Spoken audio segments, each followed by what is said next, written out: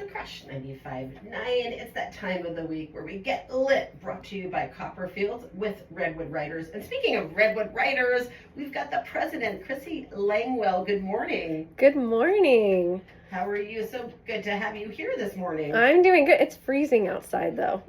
I know, it's really cold, but it's warm in here, right? But it's warm in here. Yes. We try to keep it nice and cozy here. Mm-hmm. So I know we've got lots to talk about, but first, let's talk about your new novel, The Jilted Lovers Club. Yeah, so I'm really excited about this one. So I am an author who lives in Petaluma, and I love writing about my town in different ways. And I've infused local stuff in my books here and there.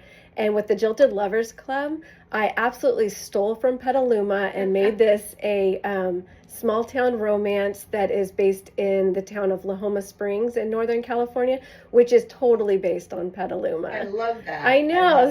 So I was able to put little landmarks in there, some of my favorite restaurants, some of my favorite things, but then renamed them. But anyone who lives around here is going to know it. I was going to say it's fun. It's going to be fun to read it and go, oh, I think that's this restaurant. I think that's the Bistic or whatever it is. Yes, Yeah, for sure. So with this book, I took two characters from two of my previous series. So I have Jordy, who is a New York City designer from the Sunset Bay series, which was my previous series.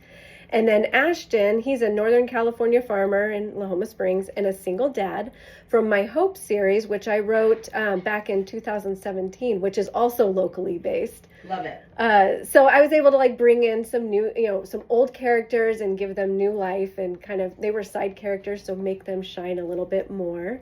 And add a little bit of tension because we got the big city girl with the small town farmer, and with the big city girl with big city ideas, and the small town doesn't want her. So there's a lot of tension that's in there. Which, as we all know, can happen around here. Oh, absolutely. Well. Crissi, how many novels do you have? How many novels have you published? I want to say, and I've already, I guess it's a good sign if I lost count, but I want to say I have 18 books. What? Yeah, so, and most of them are novels and most of them are romance, but I've also written women's fiction. I have a young adult novel, and then I have some nonfiction books that are out there too. But I basically settled in romance and mostly small town romance. Now, aside from wanting to write about your hometown, what inspired this specific novel? Well, this one, okay, so the last book that I wrote, Jordy was jilted. She was kind of left out of a love triangle, and she was the one who was left behind. And I felt like, with that story, everyone's like, oh, Jordy, I can't stand her. And I'm like, but wait, hold on. She has a backstory too, and she's not a bad person. So I created this novel to kind of, redeem her a little bit. And I think I did a good job on that, because anyone who's come to this and this is their first time meeting Jordy, they absolutely love her. So that's been kind of fun to have somebody who was hated in the last book suddenly become this beloved character. You redeemed her. I did. I'm just curious, as you're writing in your process, do you know where you're going to end? Do you know, or do you figure that out as you go? I do know where I'm going to end. I am a plotter. Sometimes the road gets a little wiggly on the way, right? But it always lands in the place that I plan it to, because I don't know any other way to get it there. So right now, I'm actually writing the second book in this series, and I'm actually doing it on two different timelines. So I'm almost writing two books in one. Oh boy. But I have to know where these are ending up, and that's all I can do. So I can weave it all together so for sure. Makes sense. By the way, tell folks where they can find all of your books and all about you. So my website is CrissyLangwell.com, and I spell my name strange. It's CrissyLangwell.com. And there you can find all of my books, where you can find me, how to contact me, how to sign up for my newsletter, everything. Everything you need to know. Yep. Well, let's talk a little bit about the Redwood Writers. Yeah, so which you are the president. I am the president. This is my second year being president, and it is such a fun club, because this club's really what has helped me to continue writing and be really motivated and be around a lot of other writers who understand. So it's been fun to, go through being a member, but then now being president and leading everything. And we actually have a couple of fun events that are coming up that I really wanted to talk about because they're open to the public. Great. So our first one is our 6 Winning Plays event. And that's coming up next Friday, November 7th at 7 p.m. and Saturday, November 8th at 2 p.m. at the Finley Center in Santa Rosa. And we had a contest for local playwrights. And the plays that are being performed are the 6 that won this contest. So they're good. Oh. And they're local playwrights. So that's really exciting. And these original plays. And they're being performed by Off the Page Readers Theater. And the way Readers Theater is they're reading it, but it's a theatrical reading. And if you've never been to something like this, I highly recommend going. It's so good. And Off the Page does such a wonderful job. And they're a company that people should really get to know. They do incredible work.